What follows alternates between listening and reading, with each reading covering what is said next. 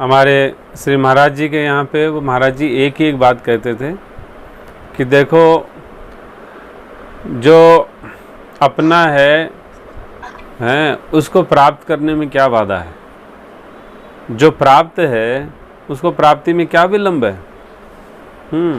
बस मैं कह रहा हूँ मान लो, देखो ये सब जगह वही हैं, मान लो वो, यानी कि बहुत क्षणिक इस तरह से गूढ़ सत्संग करके चल जाते थे वापस तुरंत ही। प्राय रोज़ यही चर्चा होती थी। कई बार तो बहुत कहते थे आज बड़ी गूढ़ बात लाया हूँ, बड़ी विशेष बात लाया हूँ, आज तो आपके लिए मैं बहुत अच्छा लेके आया हूँ। ऐसे कर करके महाराज जी कहते हैं फिर ध्यान दे के सुनो, तो सब लोग ध्यान देते, खूब ध्यान लगाते। फिर कहते अब मान लेना आपका कल्याण हो गया, वापस से आपका कल्याण नहीं होगा, मानने मात्र से कल्याण हो गया, बस ये मान लेना। नारायण नारायण नारायण। लो जनता जनार्दन जी बोलते कि भी ये क्या हुआ महाराज जी, तो रोज़ एक ही बात कहते हैं। तो इसी तरह से अपने राम को भी कई, जैसे कि लोग कहते हैं कई बार कि आप तो ये जो रोज़ एक ही बात या हर बार इस पे बहुत ज़्यादा जोर देते हो कि माताओं को पति की सेवा करनी चाहिए, सास की सेवा करनी चाहिए, तो ये रोज़ एक एक बात कहने से क्या होता है।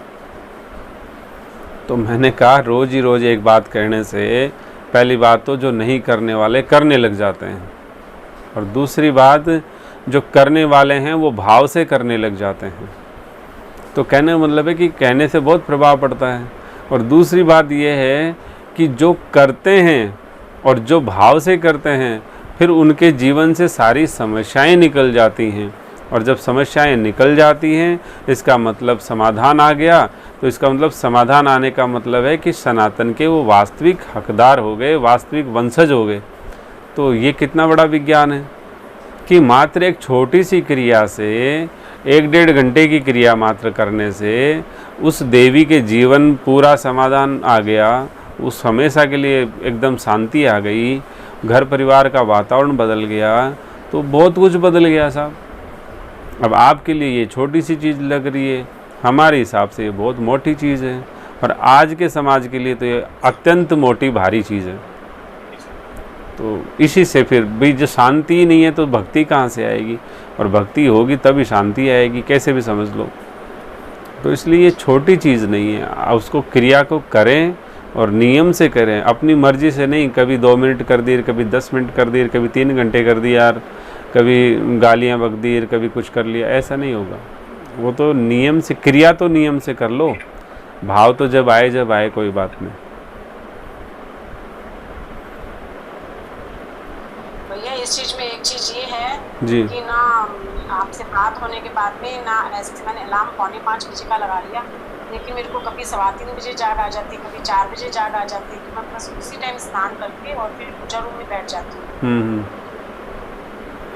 तो ये पता नहीं लहसुन प्याज छोड़ने का फर्क है या क्या है? नहीं, वो तो तमोगुण छोड़ने का प्रभाव नहीं। जैसे आज देखिए, आज मान लीजिए जो निर्जला है, आज के दिन जो भी निर्जला है, मान लो आज है एकादशी के दिन, कोई भी मान लो, तो जिस दिन भी हम फास्ट करते हैं और निर्जला रहते हैं, तो निर्जला रहने तो कुछ भी नहीं गया शरीर में। तो जब नहीं गया तो आप समझ लेना आपका जो उठने का समय है वो 3 बजे फिक्स हो जाएगा। ये नहीं कि आप एग्जैक्ट 3 बजे उठ ही जाएंगे, बिस्तर छोड़ ही देंगे, चाहे आप 12 बजे सो रहे हैं तो 1 बजे सो रहे हैं, 3 बजे आप अपने आप उठ जाएंगे, क्योंकि पूर्ण रूप से सात्विक हो गए आप। लेकिन वो सात्विकता हमेशा बरकरार नहीं रह पाती है, क्योंकि आहार विहार वगैरह पे हम विचार नहीं कर पाते। तो हमारे जीवन में सात्विकता आ जाए ये बहुत बड़ी बात है। जब तमोगुणी हम खाएंगे पिएंगे तो कईयों को तो 8 बजे भी कम लगता है कि साहब 8 बजे अभी तो कोई बात नहीं, 10 बजे उठूँगा, तो ये भी कम लगता है। तो दिनचर्या वैसे ही बहुत व्यवस्थित और अपनी बहुत अच्छी हो जाती है।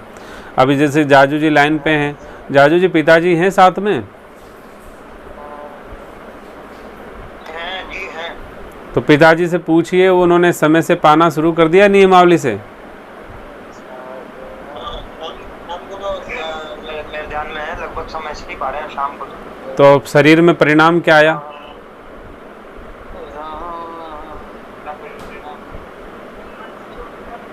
सवेरे दूध छोड़ दिया एक तो, और शाम को समझ नहीं पा रहे हैं। जी। तो पहले से तो कुछ ठीक है। हाँ, तो 2 दिन ही तो हुए हैं, शायद 2-3 दिन ही हुए हैं, या ज़्यादा 1 वीक से तो कम ही समय हुआ है।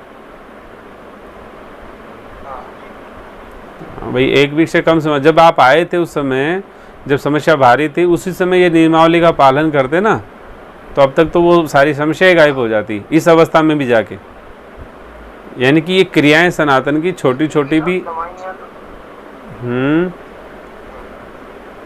फिर भी दवाइयाँ तो थोड़ी थोड़ी लेनी पड़ती है। जैसे मैं अब कोई दिन दवा नहीं लेता हूँ ना, तो फिर जैसे वो कोई पैरों में राहत महसूस नहीं, वो तो क्या है भाई, अब आप देखो भाई, अति वृद्ध अवस्था में आप ये समझो कि आप जैसी अवस्था तो हम लोगों को मिलेगी कि नहीं, ये तो ठाकुर जी जाने। लेकिन इतना स्वास्थ्य जीवन, और उस समय उस अवस्था में भी जाके यदि छोटी सी क्रिया से, एकमात्र क्रिया से भी इतना लाभ हो रहा है, तो बहुत बड़ी बात है। बाकी तो दवाई तो हमारे सेठ जी हैं, वो तो पूरा सुबह सुबह ब्रेकफास्ट करते हैं, फिर रात को ब्यारू करते हैं, इतनी ज़्यादा लेते हैं वो तो पेट भर जाए। छोटे मोटे आदमी का तो पेट ही भर जाए उससे, तो इतनी खाते हैं वो। तो कहना मतलब है कि, तो वो कहना मतलब है कि दवाइयाँ ले रहे हैं इतनी अवस्था में, तो और वो पता नहीं दवाई काम की है कि एक मन से बहम ही बना के ले रहे हैं, वो भी बात है। लेकिन वो कई लंबे समय तक, क्योंकि अभी इतनी उम्र निकल गई, पूरी ज़िंदगी निकल गई, अब उसका 2 दिन में परिणाम यदि बहुत अच्छा आ रहा है, तो कहने मतलब है बहुत लंबा समय तक पालन करेंगे तो समस्याएं खत्म हो जाएगी। ये थोड़ा जो है कोरोना वाला जो कर्फ्यू खुल है, उसके बाद एक पर्सनली आपसे मिलेंगे, मिल करके और समाधान पूछेंगे। हाँ नहीं बिलो, कोई बात नहीं, घर ही है। बिल्कुल ही आ जाए। हाँ जी। और मैं वैसे जो दवाइयाँ लेता हूँ वो करीब करीब मतलब ये एलोपैथिक नहीं लेता हूँ, मतलब जो है न्यूट्रिशन वाली दवाइयाँ। हाँ, और देखो ठाकुर जी का गुरुकुल, यदि मान लीजिए कितनी जल्दी, यदि मान लीजिए हम ठाकुर जी वहाँ पधार रहे हैं, जब ठाकुर जी गुरुकुल में चले जाएं, जब आप गुरुकुल में आके रहना, आपके समस्या कोई आसपास आएगी नहीं, दवाई की जरूरत पड़ेगी नहीं।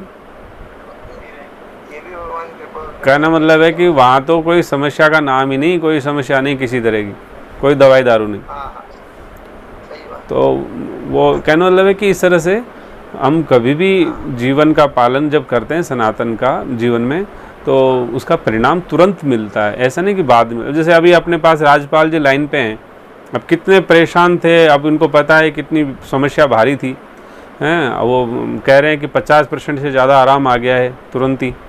तो बातें तो है ही। बात तो सबसे बड़ी बात तो ये है कि हर कोई में मांग पड़ी हुई है, तो उस हिसाब से जो है ना वर्तमान ये शिक्षा प्रणाली और वर्तमान जो टीवी का, मोबाइल का, अखबारों का, ये जो कंप्यूटर का, इनकी सारी की सहूलियत दुनिया भर में हो गए, ये घर घर में हो गए ना, उस कारण से सारी शिक्षा पद्धति का वो सर्वनाश हो गया। और उस चक्कर में जो है ना, अब जो है ना बच्चों की ऐसी आदत पड़ गई कि उनकी चैन नहीं पड़ता। मोटी बात यह है कि इसका कोई इस प्रकार का ध्यान निकले अपना, कि भाई जो है ना इनके होते हुए भी जो है ना, और वो अपने मतलब एक इस प्रकार की संस्कृति का विकास हो जाए ताकि बच्चों की उन्नति हो जी। ऐसी भी कोई वो गली निकले कि साहब निकल सकती है क्या? भाई आपका कहने का मतलब है कि ये चीज़ें भी रहें हमारे जीवन में और फिर भी शांति आवे। वर्तमान जैसे अखबार है, अब ये या क्या नाम से जैसे आप कह रहे हैं साहब, ये टीवी है या अपने मोबाइल है जी। अब ये कि समझो ये पब्लिक के अंग बन चुके हैं, और ये अंग बने हुए, तो इनसे दुरुपयोग न करना होगा। इनका आज जैसे अपन मोबाइल का उपयोग करते हैं या तो बाह्य ज्ञान के लिए अखबार वगैरह, और ये भी आवश्यक है क्योंकि कई जैसे आज रोजाना नए कानून आते हैं, नई बातें आती है गवर्नमेंट की, और उसके अपने को मालूम नहीं तो अपने बारे में बेवकूफ़ बना देगा। नहीं, मैं आपसे ये बात पूछना चाहता हूँ। पहली बात, आप मेरी बात समझो, मैं बाई प्रोफेशन जो है मेरा बिजनेस और फिनेंस मैनेजमेंट की सेवाएं हैं, पहली बात। दूसरी बात ये है कि जो फिनेंस से संबंधित बंदा होता है ना, उसको तो हर मिनट की अपडेट चाहिए होती है, पहली बात। उसको हर मिनट की न्यूज़ और इंटरनेशनल अपडेट चाहिए होता है, हैं। लेकिन उसके बावजूद मैं तो मोबाइल में भी न्यूज़ नहीं देखता हूँ।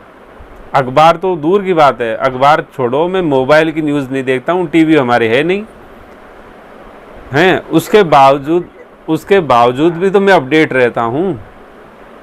भाई क्या होता है, कृपा, नहीं। आप तो भगवान की विशेष कृपा पात्र हो, इसमें से आपको तो सारी नॉलेज मिलती रहती है, किंतु ये बाह्य ज्ञान जो जैसे कानूनों का और का ये आजकल व्यक्ति के लिए नहीं हो ना, तो वो हर एक आदमी उसको वैसे ही मतलब बेवकूफ़ बना करके और कुछ ठग के ले जाएगा। नहीं, मैं आपसे ये कहता हूँ, आप अपने श्री राम जी पे ज़्यादा विश्वास करते हो कि अखबार पे ज़्यादा विश्वास करते हो?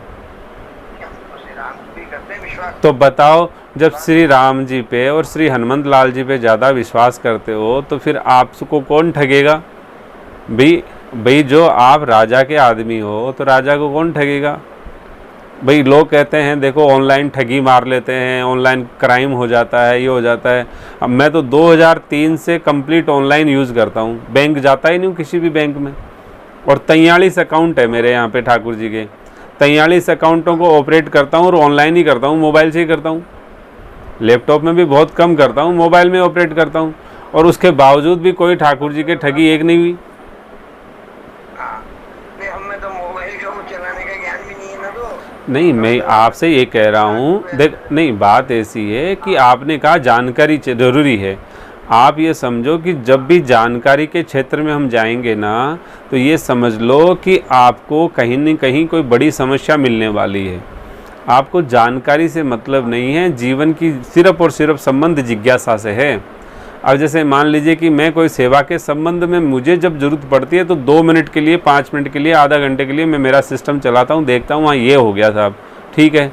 अब उससे ज़्यादा, क्योंकि वो सेवा मुझे करनी है इसलिए मैं देख रहा हूँ, बस वो मेरी जिज्ञासा है, जानकारी नहीं है। लेकिन अब आपको उस सेवा से मतलब नहीं है, पड़ोसी को क्या हुआ, किसी को क्या हुआ, सरकार क्या कर दिया, क्या नहीं हुआ, कितने मरे, कहाँ कितने नए आ गए, वो तो कुछ नहीं। अभी कल परसों अमन जी का नहीं, कल परसों अमन जी का फ़ोन आया था। अमन जी कह रहे थे भैया आपको जानकारी है कि नहीं, शराब का कॉन्ट्रैक्ट खोल दिया है सरकार ने। मैंने कहा भाई खबर अपने को कहाँ से होगी, हम तो बेखबर रहते हैं, हम तो हमारे श्री ठाकुर जी की खबर में रहते हैं, बाकी कहीं कोई खबर नहीं। तो बोले नहीं भैया बताओ, सरकार ने दारू का खोल दिया है, बताओ, और लाइन लगी है 5-5 किलोमीटर की। तो मैंने कहा बहुत बढ़िया बात है, सरकार से तो मैं यही उम्मीद तो मैं रोज़ ही करता हूँ, लोगों को कहता हूँ सरकार ऐसी है, अब बताओ ये लक्षण देख लो सरकार का। तो अब वो चीज़ें हैं भाई। कोई आज मान लो जैसे आप फरमाते हैं साहब, जो है ना हर वैष्णव को, हर ज्ञानी को जो है 2-3 शादी की आवश्यकता है जी। लेकिन गवर्नमेंट ने कानून बना रखा है, वही नहीं कोई भी हिंदू व्यक्ति है तो गवर्नमेंट के साथ नहीं कर सकते। आप एक बात बताओ, मैं बात आपसे ये कह रहा हूँ, उस गवर्नमेंट ने ऐसा कानून बना रखा है, शादीशुदा जो देवियाँ हैं वो भी कहीं भी जाके रह सकती हैं, आप उनके कोई भी रोक टोक नहीं कर सकता है। तो गवर्नमेंट ने बहुत वाहियात कानून बना रखा है। आपके घर की 18 साल की बड़ी बच्ची है तो उसको आप रोक नहीं सकते उसकी बिना इच्छा के। तो सरकार के कानूनों को थोड़ी मानेंगे हम, तो हमारे सनातन के जो संविधान के जो कानून बने हुए हैं वही कानून मानेंगे, और वो कानून इस सरकार के विरोध में नहीं है। ये बात अलग है कि वो हमारे पक्ष में है लेकिन वो किसी के विरोध में नहीं है। भाई स्वैच्छिक आप कुछ भी करें, स्वैच्छिक कुछ भी कर सकते हैं, यदि आपसे सहमति से आप कुछ कर रहे हैं तो उसके लिए सरकार परमिशन दे रही है, कोई दिक्कत नहीं है, तो वो कोई बात नहीं है। हाँ जी, वो पालन का जयपुर में प्रॉपर में ऐसा कानून बना रखा है कि भाई एक गाय से एक परिवार में ज्यादा कोई रखेगा तो उसकी गाय को पकड़ करके ले जाएंगे और जो है ना मतलब नहीं रखने देंगे। तो अब जैसे कि इस परिस्थिति में कैसे किया जाए? मैंने आपसे नहीं, मैंने श्री गौ सेवा के संबंध में आपको पहले भी बता चुका हूँ कि उत्तम गौ सेवा है, किसी तरह का साइड इफ़ेक्ट नहीं है, हैं, और भाई जितनी सेवा करना चाहो उतनी सेवा करो और कोई दिक्कत नहीं है, हैं, कोई अपराध नहीं, कुछ नहीं, जाके संभाल लो, कोई दिक्कत नहीं। और एक ही परमिशन है तो एक घर में रख लो, बाकी का व्यवस्था ऐसे कर लो।